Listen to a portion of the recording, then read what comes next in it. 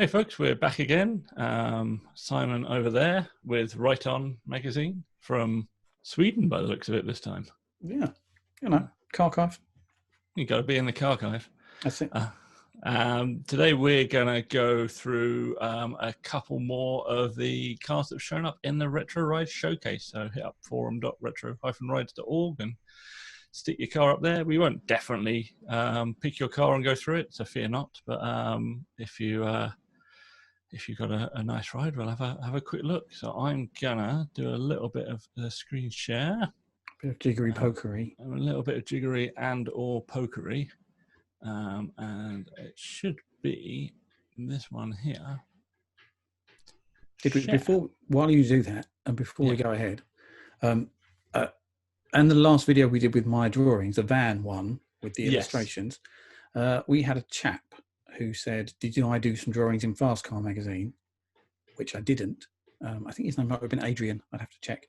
But I found the Fast Car magazine, and I found the artist, illustrator, designer that did do them, and then got in touch with that guy on Instagram, and he turns out he's like a head designer at Ford or something now, and lives in California. So I had a great time talking to actual illustrators, and all off the back of that video. So it was really cool. That's pretty sweet. That's pretty sweet. And also gone from illustrating for Fast Car magazine to designing for Ford. That's a career trajectory if ever I heard one. That's it. Yeah, I mean, you never know. By the time I'm 90, I might be working for Daihatsu or something. I don't know. Head designer at Daihatsu, or what's left of Kia. Awesome. Right. So this everybody that's watching this is our showcase area, and today I have picked this because it is a mark that is very close to my heart. And it's more awesome even than it looks. So what's your first impressions there, Simon? Have you seen this car? Are you aware of it? I haven't, no. And I sometimes I wish there should be some planning, because one day you'll show me something and I won't know anything about it. And I'd like to say as well, incidentally, quite often I do know about it, but I say something completely different anyway. It's a real on the spot thing. If I watch back any of these videos, which I try not to, I then go, oh my word, what did I say that for? That is totally wrong, or just absolute nonsense. And I don't even notice, sometimes you'll say something that I haven't really heard you say, and then when it gets corrected in the comments later, which is why we make these mistakes, obviously. I think the comments. I did, like, who said anything about Sierras when we were talking about probes? I didn't even hear you say that, and yet people are commenting on it, when clearly it's a Capri. So I would have stopped you then and said something at the time. But this, I believe, is how do you pronounce it? Guilia? I say Julia. Yeah, I'm going to say Guilia then. At least one of us will be right. Yeah. And it's I don't know. Are they called the GT or something? If they're saloons, they're TIs. Yeah. So this is slightly different. So it's a 1974 Alfa Giulia, which I believe is the 105 series, but I could be very wrong. No. So just on the outside, I just quite like it. It's a little bit rough and ready. I like the fact its bonnet is held closed with a tie of some description, probably elasticated strap. There's definitely a name for that, which I can't remember. It's missing its grille. Bungee, couldn't it? Bungee, that's the word. But it's it's a 4-door. I don't know if it must be repainted this color, because it can't be. That's not a factory color. Not a factory color. Thankfully. It's missing its bumper, and it's got some wheels on it. Nice. So, in and of itself, I'd probably look at this at a show just because I like Alfa Romeos, and I quite like slightly weirdly, like I say, ratty ones, but slightly patinated ones, and stuff that looks slightly different to the standard. Rosso red, polished to within an inch of its life, all chrome gleaming that you see everywhere. Much as I like them and would like to own one. But yeah, I'm gonna stop you because I'm evil like that. No. I love these cars anyway. On my sort of top 10 list of cars, they are on it. Obviously behind Toyota Previa, but I love these. I saw one at Bromley Pageant years and years ago, and for what appears to be a boxy car, it's covered in amazing lines and little flutes along it. There's like a dip that runs along the centre of the boot lid and sort of goes down into the tail of the car, and they are just stunning design. I love these. And I think they're normal colour. I don't think you see many red ones. There's obviously, and this sort of harkens back to that colour, the old police colour, like in the Italian Job. Any real car enthusiast probably watched the Italian Job and thought, why are these Minis somehow winning against this wonderful twin cam disc braked machine? And they're Ford stud pattern as well, if I remember rightly, just for weirdness.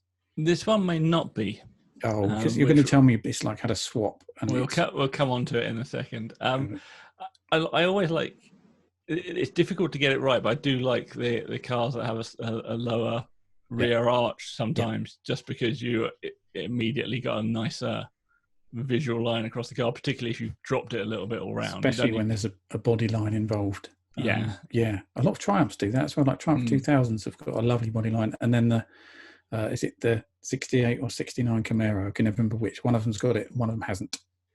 As you say, it's like a 3-box design, but it's just I don't know. They've got that little bit of curvy swoopiness to it. When you get up close to them, they are super. Whenever I see one in the flesh, I spend a lot of time. You probably would leave because you don't like it when I spend too long looking at details, but this is one of those cars. No, I love them dearly. And this one is on Retro Rides because it has this under the bonnet. What is that? That is a 2.4 litre JTD engine, which I believe came in the 156. Yeah. Currently running about 180 brake horsepower, which will be enough to shift it. Now, I do love a twin cam. I love the noise of a twin cam. I love everything about the original twin cam on a pair of throaty Webers. But I like this swap. It's like made it a really usable car. Apparently, it's that's a front wheel drive engine usually, isn't it? Yeah, I seem to remember, because certainly a 156 is front wheel drive. I've got a Fiat diesel engine in my Vauxhall Combo. Oh, very nice. But it's a 1.3, and this isn't a 1.3. No. It's a Vauxhall Omega gearbox, independent rear setup from an E30 BMW. This is one of those proper Frankenstein cars. This is so cool. Mercedes 500 SL springs, E28 drive shafts that have been shortened. He's got E36 brakes, and he's running E46 wheels. So he's definitely changed the stud pattern on it. It's not full stud pattern anymore. No. And it's got the interior from the Alfa 156 with the steering column crafted in, and the wiring harness with the old steering wheel.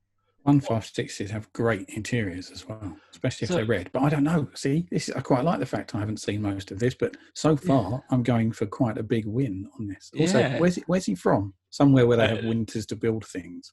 Looks like France, judging from that number plate. Is that a France number plate? They're not allowed to do that much modification in France. Maybe not. Maybe I don't think it's France. Anyway, it's a daily driver. So, is it? It's good as a daily driver, I would say. Yeah, that's what I quite like about it. He's taken his proper retro-looking car and turned it into a very capable daily driver. Is it the Netherlands? That's where I'd the go. Car behind? Yeah. Sorry, I always thought these three, two-digit plates for France, but Netherlands use them too. Yeah. So here we get a little bit of the oily bits underneath, which is all very clean, very nicely done. Yeah. And that's what I definitely like about it even more, is that on the outside, it's got that kind of, I'm going to say, rough and ready paint. It's not polished within an inch of its life. It's not a show car paint. But then underneath, it's really heavily modified, very heavily customized. And I'm always a big fan of that. I think the finish really matches the way it's been built and what's inside it. I think that's great. So these are that's clearly a BMW donating bit. So I'm a big fan of this. I'm. Is there any shots of that interior? Because those seats in it were the original. They weren't the They Yeah, want the no, whole 5, as 6 far seats. that's what we've got. I believe this guy is he actually has a build thread on the forum, so it'll be worth checking that out at your leisure. I will link it below. Not that you can see me at this point in the video, because you deserve to see more of this car. I think. Yes, spettacolo, and that is a fairly good word for it, really. That's it. You've done that language thing again. It always amazes me every time. Well, we don't even know what country it is, and yet you seem to have perfected it. I'm like a verbal chameleon. That's it. That's it. I sometimes wonder whether English is your first language. It could be anything. Any language could be my first language. I am spectacular. You're a Babel fish in human form. I'm quite spectacular at it. Perfect. What do you mean something completely different? Yeah, definitely. Is it? Do we have to score it? Is that what's going on? Yeah. There? I mean, for what it is, I mean, I'd like to see a really clean version of it, if you know what I mean. I'd like to see it in a more predictable. That's not like me to say that. More predictable white, because I think that's what colour that Bromley pageant one was. It got me all excited back then. And maybe a little bit of height out the front, but usual caveat applies in that that's not always that easy, or the choice of the owner. But I'm going to give it an 8.5. What did we give other stuff? 8.5, because I want to leave some space. But that's a good car, and I'd quite happily have that one. Thank you very much. I would broadly agree. It's a little bit higher for me, I think, because I do like an Alfa, so I'm going to 8.75. No, you can do that. We should go. We should switch to percentage, and then we can do that. I'll forget percentage. It will get very confusing. Yeah, everything's 90%. But yeah, I'm gonna do 8.75 because I do like an Alfa Romeo a lot. But broadly for the same reasons, it would be a 9 for me. Not actually necessarily all nice and clean, but I think I'd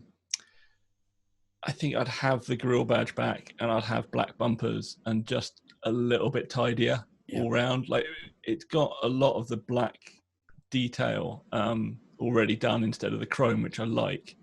And I could just see it being that one stage further on would be a 9.5 for me, because other than that, it's the perfect car. It's an interesting conversion on a daily driver, and it's a beautiful Alfa Romeo. So I'm down with that.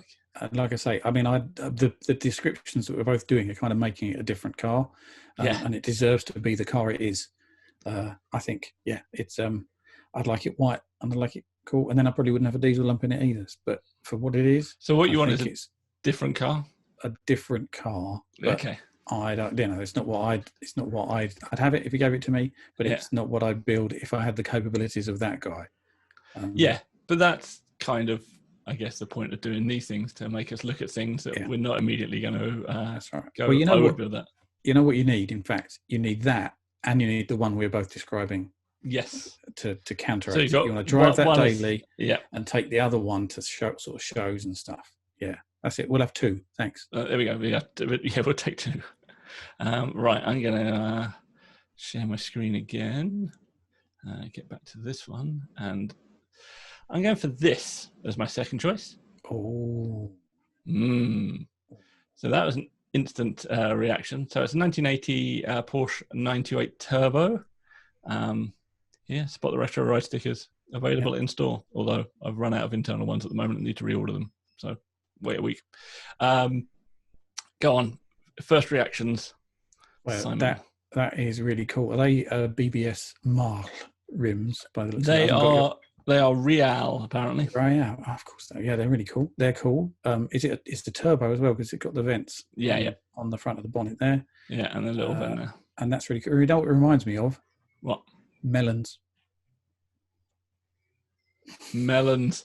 Oh, I remember melons. There you go. You have to explain melons. It was Rob Richardson, Racer 86 on the forum, and his mastery of how to build exactly the right car perfectly added his special touch to a 924.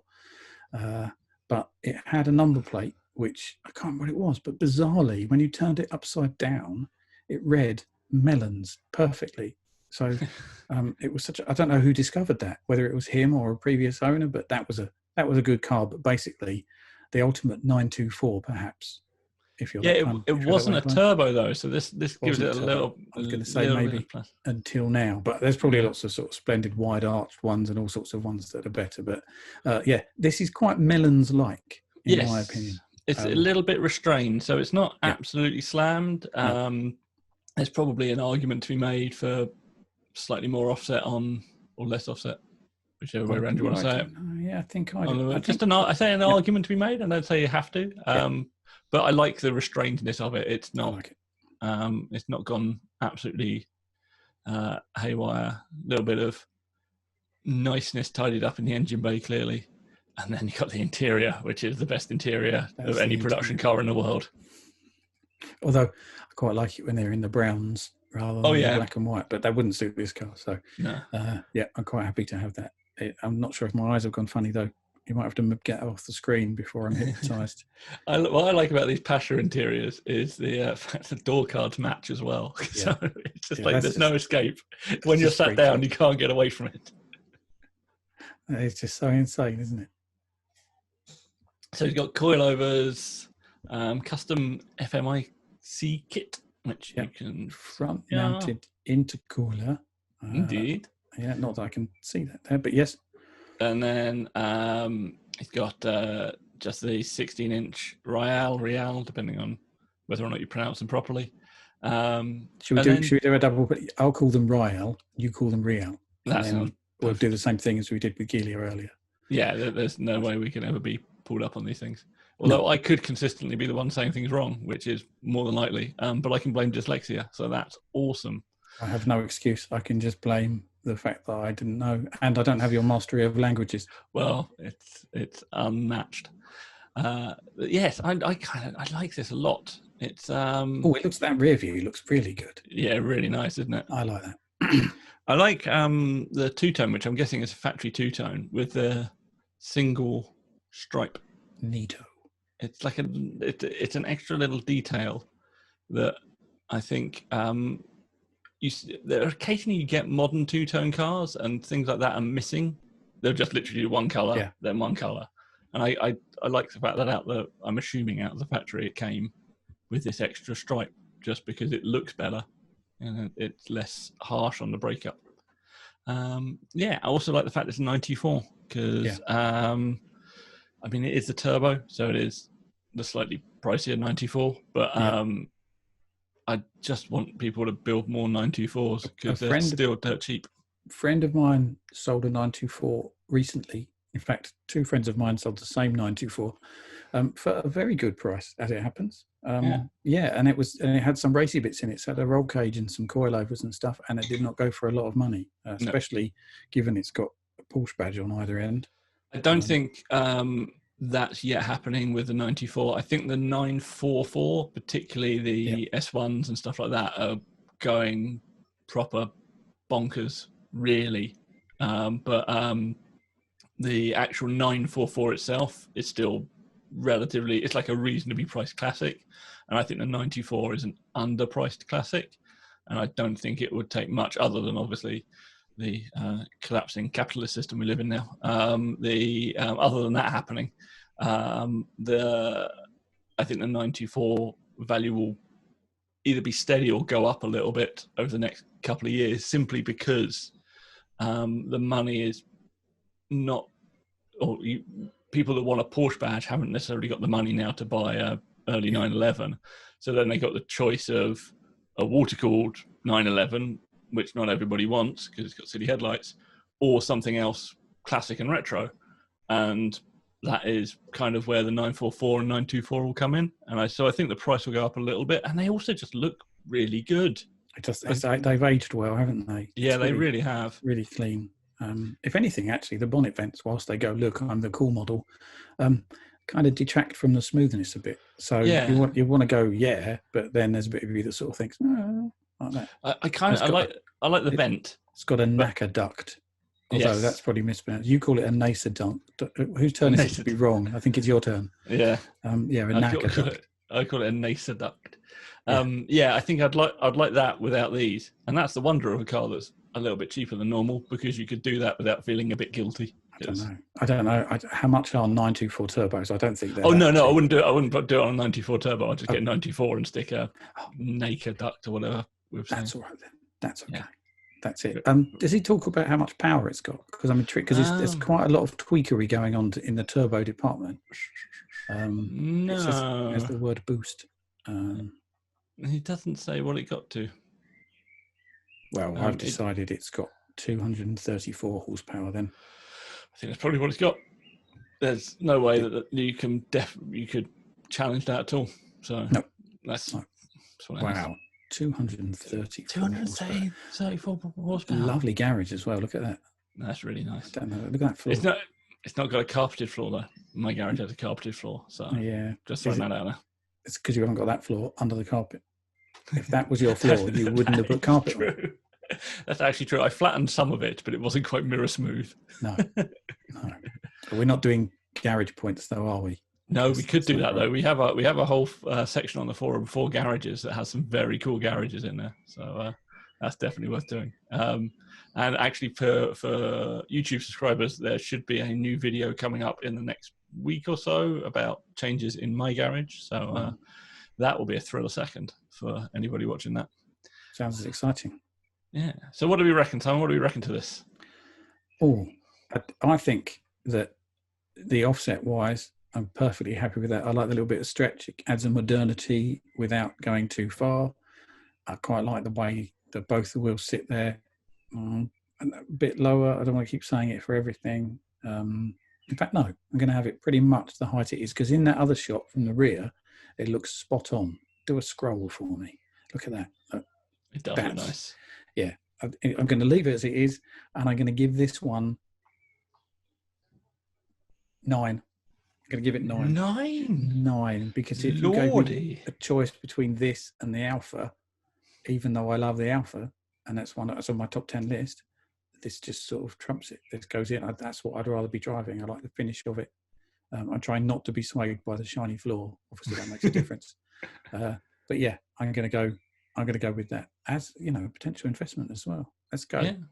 9. Okay. I'm going to regret it later. We're going to have to probably reassess the whole scoring system. Have to give something point. 11 at some point. It may happen. I'm going significantly lower. I'm going 8 on this. Oh, that's not significantly. That's 1 lower. Yeah, but it's 1 lower. Yeah. Are you going to have this instead of the Alfa then? Is that what you're saying? No, that's the thing. I'd have the Alfa instead of this.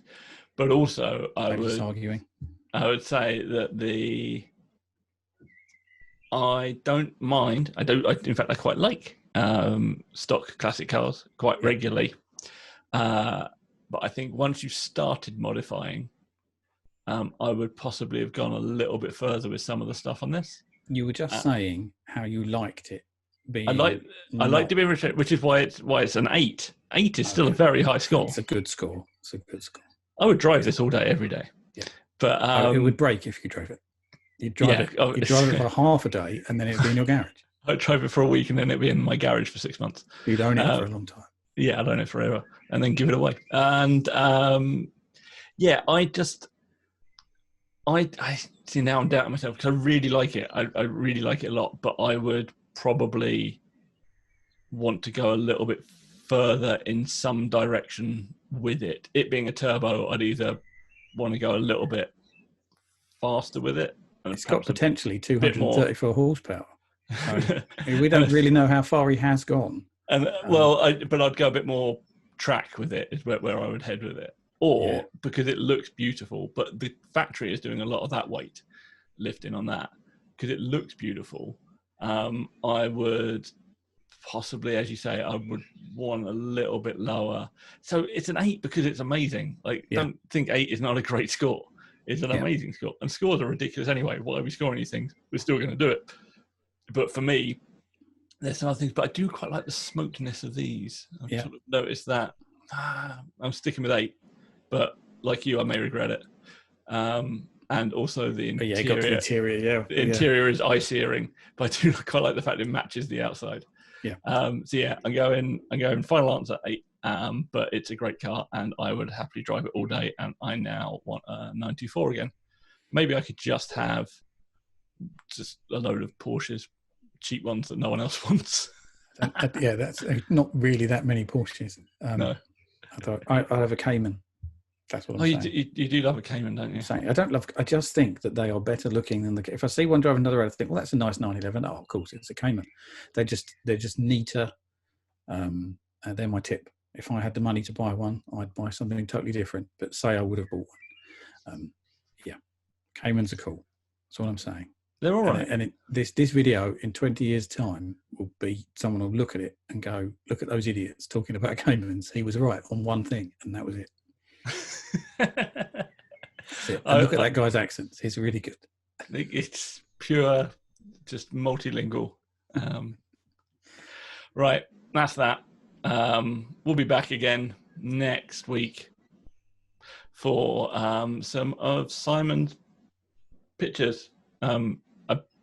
It's this side on my screen, but I think he's that side on your screen, so I don't know. But yeah, we'll see you next week. See you.